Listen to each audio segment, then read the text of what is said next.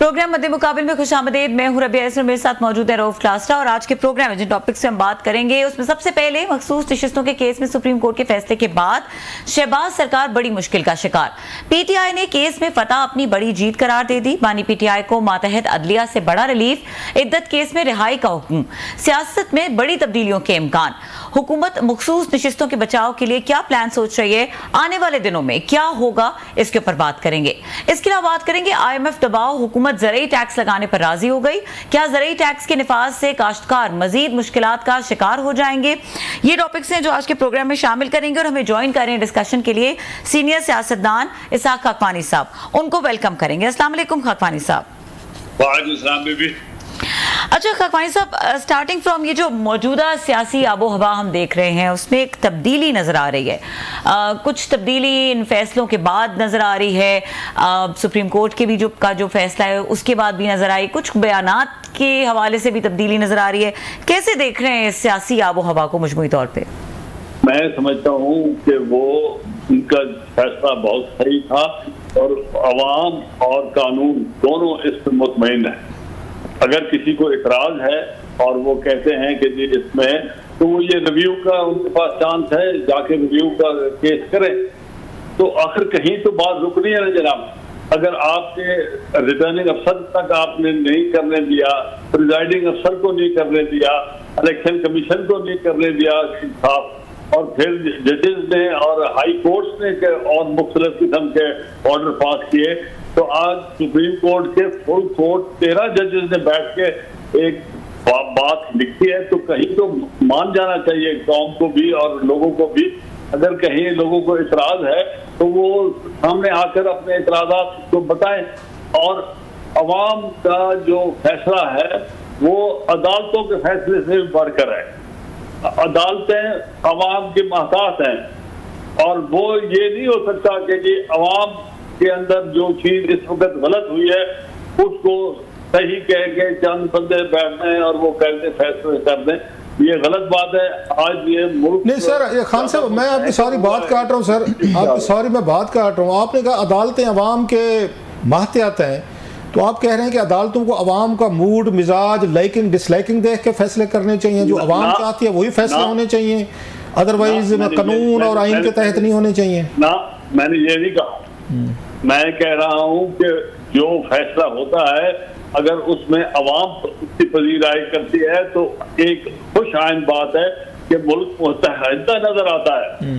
अगर आपने भुट्टो साहब को फांसी दे दी तो अदालत ने गलत काम किया तो अवाम ने नहीं माना, आज तक नहीं माना, तो वो गलत बात थी। आज अवाम अगर कह रही है कि ये फैसला अवाम की जो मेजॉरिटी है वो कह रही है। मैं तो इस इलेक्शन में नहीं था, ना मैं किसी दिमाग में इस वक्त मुतहर्रिक हूँ या कोई चीज हूँ, तो मेरा तो इसमें कोई काफी इंटरेस्ट नहीं है। मगर मैं कह रहा हूँ कि इसमें अवाम की पजीराई की वजह से मुल्क मुस्तहकम हुआ है और अवाम ने इस फैसले को माना।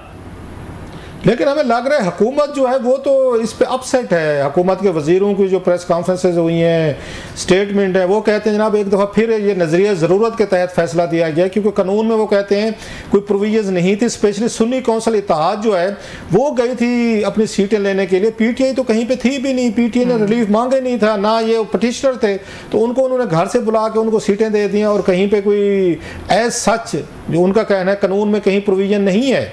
इसको आप कैसे देखते हैं? वो कहते हैं ये तो कानून को या कॉन्स्टिट्यूशन को रिराइट किया गया है, ये हुकूमत का पॉइंट ऑफ व्यू है सर। आप समझते हैं इसमें जान है? उनका पॉइंट ऑफ व्यू अपनी तरफ से वो समझते हैं कि अगर ये ठीक है तो उसकी एक रेमेडी है ना जनाब। वो रेमेडी है कि वो जाकर किसी 13 जजेस के सामने रिव्यू पिटीशन करें और अपने ख्यालात का इजहार करें और वहां से जो भी फैसला हो उसको फिर मुकद्दम माना जाए। मगर बात यह है कि फैसला जो केस था ना सुप्रीम कोर्ट में वो था कि ये जो 70 सीटें हैं ये किसकी हैं? ठीक, उस 70 सीटों के ऊपर ये नहीं है कि ये अब्दुर्रहमान की है, मोहम्मद उस्मान की है, या नून लीग की है, या पीटीआई की है, या सुन्नी इत्तेहाद की है। अगर वो पटिशनर नहीं भी है तो उन्होंने तो बेसिकली तो फैसला करना ना कि ये 70 किस को जानी है। अगर वो 70 का फैसला उन्होंने किया है अगर वो बंदे वहां मौजूद भी नहीं है जिन्होंने ये किया, तो फिर इससे बड़ा इंसाफ क्या हो सकता है कि उन्होंने एक जिसका हक बनता था उसको हक दे दिया। और अगर पहले इलेक्शन में जिनसे हक लूटा गया है उसके बारे में ये अपना लॉ मिनिस्टर साहब क्यों नहीं बताते कि लोगों को 1.5 लाख 1 लाख वोट डाला गया है और हर प्रेजाइडिंग और रिटर्निंग अफसरों ने पैसे लिए हैं और वो कहाँ तक पहुंचाए हैं, वो भी तो बताए ना जनाब। नहीं तो आपको तो फिर इससे हमें ये लग रहा है फैसले पे आपको इम्प्लीमेंटेशन होता लग रहा है जल्दी, क्योंकि हुकूमत तो बड़ी डिफेंस मूड में लग रही है कि वो इतना जल्दी तो गिव अप करने को तैयार नहीं है। वो तो ये भी कहते हैं जनाब कि जिन ऑलरेडी नोटिफिकेशन जिनके हो चुके थे, जिनको उन्होंने अपॉइंट कर दिया था वहाँ पे इन मखसूस सीटों पे ख़वातीन को या जो माइनॉरिटीज़ को, तो वो कहते हैं उनको बुला के नहीं सुना गया, उनको भी इनको नोटिस करना चाहिए था, वो भी आते अपनी पोजीशन बताते। सो बड़ा इंतहाई जल्दी में फैसला किया गया। That's what they are saying. तो जिससे लगता है कि शायद वो इस फैसले पे इम्प्लीमेंटेशन करने में जल्दी ना करें शायद। जो इफेक्टिव हैं जिनको किसी बाया भटिंडा बिठा दिया गया और उनसे ओथ ले लिया जल्दी, जो भी किया उन्होंने सही किया गलत किया, आज वो इस वक्त उनको हक हासिल है कि वो अपनी जो उनके साथ अगर वो बच्चे ज्यादती हुई है तो वो इसके पिटीशन करके इसको रिव्यू करने के लिए अपने इतराजात जमा कराए ना जनाब। ट्रू। ये तो मतलब नहीं है कि वो 70 सीटें जो है अगर किसी को गलत दे दी गई है और हमें घर से बुलाकर कहा कि कल तुमसे तुम MNA हो और MPA हो, तो वो इसका मतलब ये नहीं है कि वो चीज सही थी। अगर सही नहीं हुई तो उसको सुप्रीम कोर्ट 13 बंदे गलत कह रहे हैं। कुल 17 बंदे हैं अपना सुप्रीम कोर्ट में, उसमें से 13 बंदे बैठकर किसी ने इनके बारे में कहा कि फलाने को दे दिया जाए या इनको रहने दिया जाए। They have considered everything.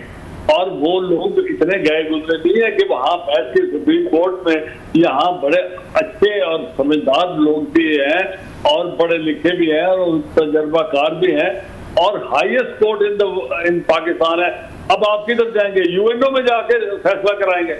अच्छा खान साहब नाराज ना हुईएगा, जान के मार पाकर कहता हूँ मैं, आपने बड़ी तारीफ़ें कर दी हैं जुडिशरी के, हम सारे तारीफ़ करते हैं जनाब, हमारी क्या जुर्रत क्या मजाल हम कहें, लेकिन जब जहांगीर तरीन साहब को ये डिस्क्वालीफाई किया गया था और कुछ लोग इस तरह किए गए थे, तो आपकी राय उस वक्त बड़ी मुख्तलिफ थी। आपने कहा ना कि सुप्रीम कोर्ट में बहुत बड़े बड़े जजेस भी बैठे होते हैं, साकिब निसार साहब के हवाले से आपकी ओपिनियन और तरीन साहब के सब की, तो हर दौर में आपका ख्याल है बड़े अच्छे जजेस रहे हैं और बड़े अच्छे फैसले किए गए हैं, या आप समझते हैं यहाँ पे कि जो फैसले हमें पसंद हैं वो अच्छे हैं, जो हमें पसंद नहीं है वो जजेस ठीक नहीं है? सर आप जाती बातें करते हैं। नहीं सर, ये जाती नहीं है, ये मैं इसको जवाब दे देता हूँ। सर आपका एक असूली आपने सवाल किया है और जहांगीर तरीन साहब के बारे में बात क्या है सर। अगर 13 जजेस अलहदा हैं, वो 3 जज थे, तो 13 और 3 में कोई फर्क नहीं था। और चीफ जस्टिस जिसके ऊपर अगर निशान था, कोई सवालिया निशान था, वो बाद में लोगों के सामने चीजें आ नहीं गई, चले वो फैसला हो गया, उसको नुकसान हो गया, उन्होंने 5 साल अपना लाइफ टर्म के बाद में फिर कैंसिल हो गया उनकी चीजें। अगर एक फैसला हो गया, अब वो मान लिया जी फैसला, और आपने नुकसान किसी का करना था, जायज था नाजायज था, वो हो गया, मगर आगे बात चलनी चाहिए ना जनाब। आपने नवाज शरीफ साहब को भी खान साहब 13 बंदों में से एक आदमी का नाम बता दें जिसने कहा हो कि ये फैसला गलत है। एक आदमी का नाम तो बता। नहीं 5 ने सर मुखालफत में दिया है सर। नहीं 5 8-5 का फैसला है सर, 8-5 का है सर। उन्होंने अपने नए ऑब्जेक्शनेबल चीजें अलहदा अपने डिसेंटिंग नोट्स चीजें लिखी हैं, मगर उन्होंने किसी ने नहीं लिखा कि ये अपना इनको सीटें नहीं मिलनी चाहिए, किसी ने नहीं कहा। अच्छा सर, आपने आपको बात अभी की ना तरीन साहब के हवाले से, इससे हट के आपने, मुझे याद पड़ता है एक तो हमारे शो में नवाज शरीफ साहब के हवाले से भी कहा था कि उनके साथ भी जस्टिस नहीं किया गया, आपको हमने खुद शो में लिया था, आपने उसमें भी कहा था कि जजेस ने सही फैसले नहीं किए थे। सो जुडिशरी एवरी टाइम बात सुने बेअदबानी करें। फिर नवाज शरीफ साहब के साथ जो 3 जजेस थे, मैं उसमें पिटिशनर का मतलब एक बार खुद मैंने नहीं अदा किया, वो इमरान खान साहब को हमने पिटिशनर बनाया था। उन्होंने उनको जितने हमारे इतराजात थे उन पे तो उन्होंने उनको कोई सजा नहीं दी। उन्होंने तो उनके बच्चे के तनख्वाह पे किसी पे वो निकाल के नया कागज बनवा के IB से निकलवा के उन्होंने बना दिया। और वो IB वाले आए और उन्होंने कहा जी हमारे पास ये कागज है, और वो उन्होंने पहले उनका माइनिंग बना हुआ था, उन्होंने नहीं सर, आपने 9 मन तेल का भुट्टो साहब को भी सजा दे दी थी। आज पाकिस्तान में कोई बंदा है जो कहे भुट्टो साहब को सही सजा मिली है? लेकिन सर आपने 9 मन तेल का बंदोबस्त तो आपने सुप्रीम कोर्ट में करके दिया था, आपने पिटीशन लेके जाते तो ये चीज उसमें पनामा का जो केसेस थे, वो पनामा के जितने भी एतराजात थे वो तो जायज थे जनाब सर, मगर सुप्रीम कोर्ट ने उनको तो खातर खानी ले आया ना जनाब। नहीं, उसमें खोसा साहब वाला जो वो थे, उन्होंने तो 2 थे मेरा ख्याल, जस्टिस गुलजार और जस्टिस खोसा जो हैं, उन्होंने तो आपकी पिटीशन के साथ एग्री किया था। ठीक है, मिनाल्टी में थे, मतलब 3/2 का था, बाद में JT बनी थी, लेकिन वो 2 मैं आपको मोटी बात कर रहा हूँ, आप एक बंदे के बारे में बात कर रहे हैं। मोटी बात यह है कि हमारे पिटीशन में उसका वो कोई भी सवाल था, ये बेटे की पटी है, वो तो उनकी अपनी तहकीक थी, उन्होंने निकाल ली, तो खाकवानी साहब ने मेरी सजा दे दी, चलो सजा उनको मिल भी गई और चल भी गई, तो आज खत्म हो गई ना जनाब वो बात। तो आज अगर 13 बंदों ने बैठ के फैसला किया है और उसमें किसी एक ने भी नहीं कहा कि ये चीज गलत है, उन्होंने और अपने फैसले में और चीजें लिखी हैं, वो उनका अपना जाती राय है, उन्होंने अपने डिसेंटिंग नोट्स लिखे हैं, मगर 13 बंदों ने बैठ के फैसला किया कि सुप्रीम कोर्ट का फुल बेंच जिसको कहा जाता है, फुल बेंच तो ये 7 मिनट में मेरा ख्याल अभी डिटेल फैसला सर आना है, मैं तो वेट करूंगा डिटेल फैसला जजमेंट का कि किस किस जज ने अपोज किया है, जो 5 थे, क्या लिखा है। अभी मेरा ख्याल है, अगर मैं गलत नहीं कह रहा, मेरी लाइल्मी होगी, मेरा नहीं ख्याल, मैं गलत भी हो सकता हूँ, कि 13 के 13 जजेस ने कहा है कि सीटें दे दी जाए। मैं अभी क्योंकि डिटेल जजमेंट आनी है, मैंने नहीं पढ़ी, सिंपली हमने तो सुना है जो सामने अभी है, या छोटा वो उस पर ऑर्डर है। बहरहाल थोड़ा सा आगे बढ़ते हैं, कोई रबिया के पास सवाल है? इससे पहले कि आप मेरी और क्लास लें, मेरा रबिया को इंटरवीन करके कुछ सवाल करना चाहिए। नहीं, मैं तो आपको अपना point of view I agree sir, मैं जस्ट वैसे कह रहा था सर। अगर आप पुरानी चीजों को सामने ले आते हैं तो आप जहांगीर के बारे में बात करते हैं, तो भुट्टो साहब के केस में क्यों नहीं? सर मैंने इसीलिए कहा आपके पॉइंट ऑफ व्यू को एंडोर्स किया कि माजी में आपने हमें बताया था कि यहाँ गलत फैसले होते रहे हैं और हुए हैं। मैंने कब कहा नहीं हुए? तरीन साहब को जैसे बता रहे हैं, तो रेफरेंस बताया मैंने कि गलत फैसले हुए हैं, बाद में अंडू हुए। 2-3 जजेस ने किया, उनकी रिव्यू लगे, लोगों ने रिव्यू में अब उनको इख्तियारात होते हैं कि रिव्यू देखते हैं। आप इसको पर्सनल ना समझे सर, नॉट एट ऑल के मैंने कोई पर्सनल सवाल कोई किया, इसमें मैंने तो रेफरेंस दिया है। तो जी सर, मैं आज के कल के फैसले के बारे में कह रहा हूँ, आप मेरे बारे में कह रहे हैं कि आपने जब जजेस का कहा ना कि जजेस बड़े बहुत जबरदस्त फैसले देते हैं, तो मैंने कहा कि कुछ साल पहले सर इन फैसलों पे इस तरह के फैसले थे जिन पर करते थे। मैंने कोई जबरदस्त वाली बात नहीं की, मैंने कहा कि उनके केस के अंदर जो फैसला किया है उसको अवाम ने पसंद किया और अवाम ने उसको पजीराई दी है, और यही चीज सारी दुनिया कह रही है। अगर आप कहते हैं कि ये इलेक्शन 2024 का सही हुआ है तो हम माइनॉरिटी में होंगे अगर ये बात करेंगे। पाकिस्तान का हर बंदा कहता है कि सर, मैं क्यों कहूंगा सर? अच्छा खाकवानी साहब, बुनियादी तौर पे आपका नहीं मतलब तो कह सकते सर बुनियादी तौर पे मेरा सवाल ये था, ये तो हम एक मखसूस रिश्तों के केस के हवाले से बात करें ना, हमने देखा है फैसला इद्दत केस के हवाले से भी, ये भी एक बहुत ही एक जिसे कहते हैं कि अचानक सा टर्न था सिचुएशन के अंदर, क्योंकि जो सवाल उठ रहे हैं वो इस वक्त इस बात पे नहीं उठ रहे कि मेरिट क्या है। मैं आपसे यही जानना चाह रही हूँ कि ये जो फैसले हैं ये मेरिट के ऊपर आ रहे हैं या कोई आबो हवा है जो तब्दील हो रही है? नहीं, मैं समझता हूँ इतने हज़रात जो बंदे बैठे हैं और उन्होंने ये फैसला किया है, इसके अंदर जजेस सबान ने अपना ज़हन के मुताबिक जो फैसला किया है, मैं तो सिर्फ ये कह रहा हूँ कि इसके अंदर आम आदमी और जो साहिब हैसियत लोग भी हैं, साहिब किरदार लोग भी हैं और काम को कानून को भी जानते हैं, सबको पता है कि इलेक्शन की बुनियाद जो थी वो बेईमानी पे मुनासिब थी और जिस तरीके से इलेक्शन कराया गया है वो भी बेईमानी से हुआ। जिस लोगों को मुझे पता है कैसे कैसे लोगों को से कितने पैसे लिए गए और कैसे कैसे लोगों से उनके वोट ऊपर नीचे किए गए, और वो हर आदमी की जो है ना जबान वो एक एक बता देती है जिस दुनिया के पाकिस्तान में क्या हो रहा है। तो अगर ये चीज गलत हुई है तो मैं तो ये कह रहा हूँ कि अगर किसी ने ठीक किया है तो उनके जो फुल जजमेंट है उसके अंदर जो उनके रिजल्ट नोट्स हैं वो देख लेंगे कि कितने बंदों ने इनका कहा है कि इनको सही सीटें मिली हैं। देखिए ऐसे क्या करें ना, वो अगर एक चीज सही तो हो रही है तो उसको शाबाश देनी चाहिए, ताकि अच्छे और बुरे में फर्क तो नजर आए ना जो पाकिस्तान में। तो आपको लगता है कि इस ये फैसले के बाद जिसकी हम सबको ज़रूरत है, जिसकी बात आप भी करते रहते हैं, पूरा मुल्क चाहता है, कोई पॉलिटिकल स्टेबिलिटी आएगी या वही पहले भी पार्लियामेंट में दंगल चल रहा है कई सालों से, मजीद दंगल बढ़ जाएगा? अब तो वैसे साहब ज़रा PTI के साथ ज्यादती हुई है जैसे आप कह रहे हैं 8 फरवरी के इलेक्शंस में, और उनके लोगों को, उनको निशान को, उनको पार्टी को।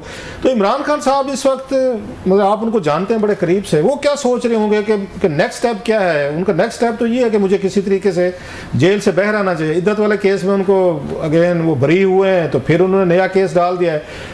या हुकूमत और एस्टेब्लिशमेंट तो तुल्ली बैठी है, वो कहते हैं खान साहब को हमने बाहर नहीं आने देना, जब आएंगे रोज हम नया केस इन पे डाल देंगे। रोज उनके बंदे बताते हैं, आपको याद होगा इन राना सनाउल्लाह साहब यही कहते हैं वो जेल से नहीं आएंगे, एहसन इकबाल साहब ने कहा, फैसल वाडा साहब ने कहा, तारड़ साहब ने कहा, फवाद चौधरी साहब रोजाना कहते हैं जी उनको नहीं आने देंगे। तो खान साहब का तो ये है कि उनको अदालतें रिलीफ देती भी रहे, जमानतें होती भी रहे, बाहर तो नहीं आने दे रहे सर उनको। तो कहाँ पे फिर हम जा रहे हैं सर? ये तो बात तो वहीं खड़ी हुई है। ठीक है, मैं तो इसके कल की जो फैसला है मैं तो उसको अपने आप से महसूस कर रहा था जी, और मैंने उससे अपना पॉइंट ऑफ व्यू दिया है। आप उस पॉइंट ऑफ व्यू को माने न माने, अब आप उसको रिजेक्ट करें, मगर मेरा पॉइंट ऑफ व्यू अपना है। आपने मुझे मेहरबानी की मेरा पॉइंट ऑफ व्यू लेने में, मैंने अपना अर्ज कर दिया। आगे इमरान खान के साथ क्या होता है क्या नहीं होता वो जाने, और जो उनके साथ कुछ कर रहे हैं वो जाने, मेरा तो उसमें कुछ दखल नहीं। हम आपका असेसमेंट ले लेते सर, बीइंग ए पॉलिटिकल आपकी, क्योंकि मतलब एक इतना लंबा कैरियर है आपका पॉलिटिक्स में, आप यहाँ पार्लियामेंट में रहे हैं, मिनिस्टर रहे हैं, PTI के बहुत बड़े इंपॉर्टेंट फिगर रहे हैं, खान साहब के साथ मिलके बहुत सारे आपने पॉलिटिकल स्ट्रगल किए। तो हम आपकी रीडिंग एक कमेंट हम आपका ले रहे हैं, नॉट एज कोई पार्टी टू द प्रोसीडिंग नहीं ले रहे कि आपको उसका कोई हिस्सा नहीं है ना इस वक्त एक्टिव है। सो एक पॉलिटिकल कमेंट आपसे पूछ रहे हैं कि आपकी रीडिंग क्या है कि ये चीजें किस साइड पे जाएंगी? मतलब ये तो बैक टू स्क्वायर वन है, 2 कदम आगे जाते हैं 3 कदम पीछे सर। अगर ये इलेक्शन सही तरीके से हो जाता और उसके ऊपर इतने सवालात और क्वेश्चन मार्क्स ना होते तो कोई मसला पाकिस्तान में हल की तरफ और हुकूमत की पायदार होने में मदद करता। क्योंकि इसकी बुनियाद ही गलत हुई, तो उस बुनियाद पे जो हुकूमत और जो इमारत बनी है वो जनाब वो पूरी अपना वक्त पूरा करने में मेरे ख्याल में मुश्किल है, और वो इसको किसी वक्त भी उम्मीद हो सकती है।